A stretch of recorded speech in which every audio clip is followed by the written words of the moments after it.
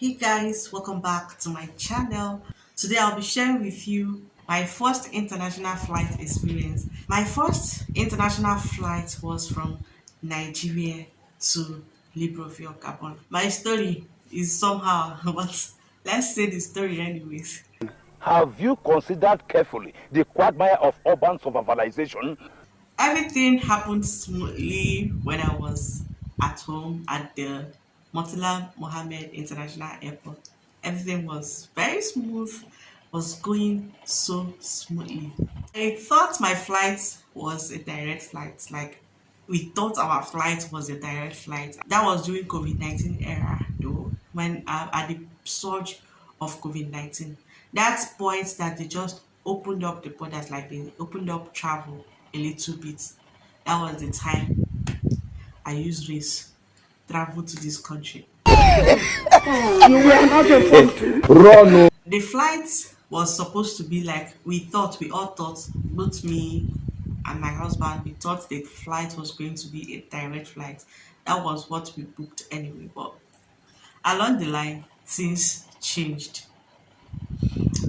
Things changed, guys, and the flight had to go to Cote d'Ivoire, like Ivory Coast, all right? Getting to that place, that's where my problem, like I ended into a very big problem. I don't speak French. I just came from my house in a way. I was coming to this country. The only French I know is bonjour. Comment ça va? Ça va bien. Merci. Et vous? Très bien, merci. Thank you. The one they taught us in primary school that we used to use as sync rhyme. Comment ça va? Ça va bien, merci. Et vous? Chikina. That's the only thing I can remember in French at that point, and I landed in Ivory Coast. When we got to the security checkpoint, they now asked me, "Oh yeah, I don't know what they said. I can't remember what they said anyway." They asked me something. I did sign language. I told them I don't understand though. I don't understand you. They now said, "Oh yeah, shift one please." Damn! Who is this man? Tell him who I am, you know. I'm telling him. Tell him. See, let me tell you something. If this was to be in Boston, I will use my pump 45 and blow your skull. When they now finished, other people, they were now like, okay. They now started taking my bag from me, like, come and check in your bag, stand there, raise your hand up, raise your this one, as in, we are not doing sign language, you understand, like, up to noble level. Can't let go. You understand? So I passed that place, I passed that checkpoint. Then my problem became bigger. My confusion became larger. I didn't know the gates we are going to enter to continue our travel. I didn't know where the people going to Libreville will stay and continue their travel. I can't hear what they are saying, the people making announcements. I can't hear what they are saying, and I can't talk to anyone at the airport that understands me to tell me, look at this is where you're going to. You sit at this area. When they call this one, you line up here, and you know how they direct people. The workers I met at the airport that day, they just gave me sign language, like I don't understand. I don't understand. So I was lucky that day. My sense went to getting my phone and trying to log in with the Wi-Fi, the roaming Wi-Fi that is in the airport. Fortunately for me, my phone connected to the Wi-Fi, and I had to reach my husband, okay, because he can talk to them and tell them, and they will come tell me what I need to know. Okay, I got my husband a phone, and he asked me to go give the phone to one of the workers I saw at that area. These workers, they came, they spoke to my husband, and they were like, okay, it's nice, no problem. They now went this sign language for me. I should join the line. That's how I joined the line. Everything went smoothly until I got to Libreville. They gave us paper to sign in French. I was looking at the paper was looking at me. They gave us paper to sign. If you traveled within that COVID-19 period, you understand that there were lots of documentation. Where are you coming from? Did you do the test? Are you having headache? Are you having diarrhea? All those made the questions that they were asking in that paper they do serve. They gave me my own in French, and they look paper, they look me. I look paper, look me. I now had to peep at my neighbor's home. I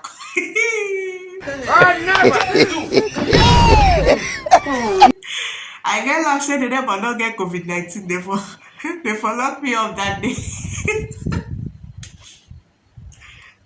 So at that point, I just flashed back. I'm like, okay, assuming I knew this would be, assuming I knew I'll be in this country today, I would have taken my French lectures very seriously.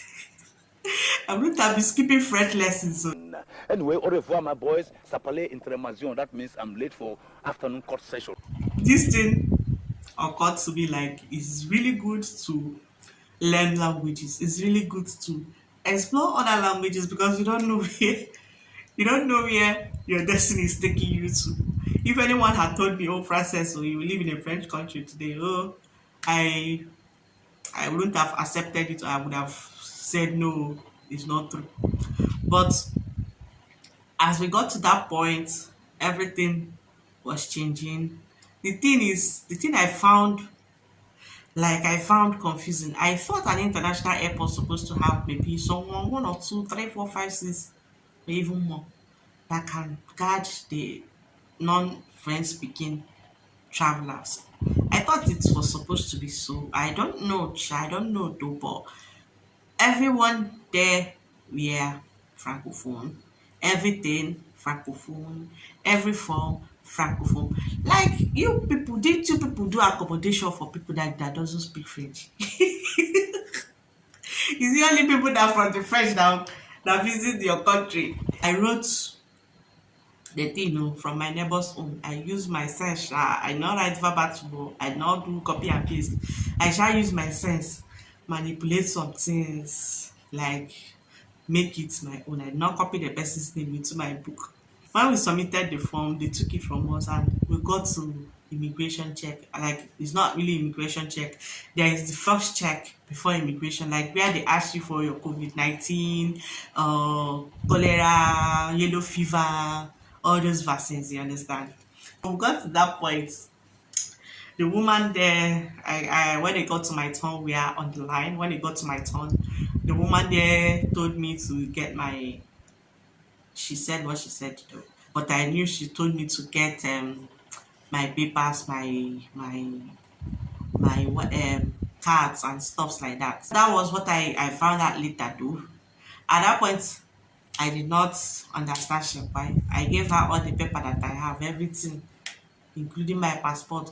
I gave her everything that I have with me because I didn't understand what she said, what she wanted from me. She just looked at me and like, okay, sit down. 2 hours later. 2,000 years later. 2 hours later, nothing happened. People were coming and going. People were passing and going. I was sitting down there. Sitting down, I was like, okay, what is going to happen? Are these people going to deport me? Are these people going to deport me? And I tried connecting the network from the airport.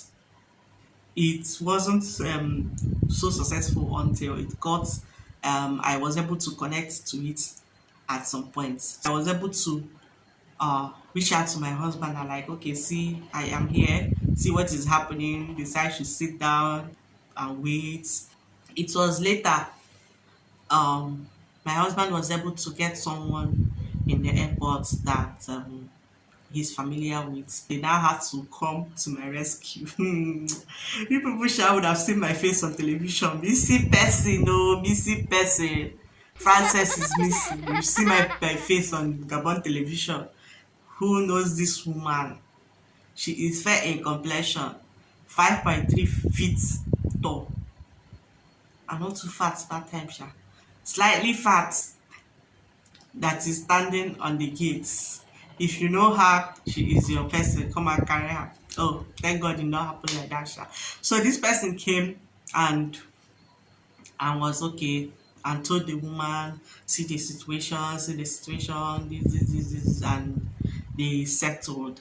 She now gave me some of the papers, some of my documents she had, and they asked me to go. The other guy that came, I saw him, although his English was cut and joy, but that was my Messiah at that point. Like, you know, when you see your Messiah, you heard the person and worship the as in he was my Messiah at that point. I didn't know where I was going to, I didn't know what I was going to do next and everything. So that man that came, that was speaking to me, you mean you go, you where I come, he's my Messiah. As in I was hailing him, I was praising him at that point because my situation no good gone. It bad. It was really bad, guys. That was how I went out of the airport that day. Finally, I met with my husband and we went to our place. Thank you all so much for watching and listening to my story. See you all in my next video. If you're new here, don't forget to hit the subscribe button and subscribe to my channel. Turn on your notification bell so that you'll be notified whenever I post another video. See you all next time. Bye bye.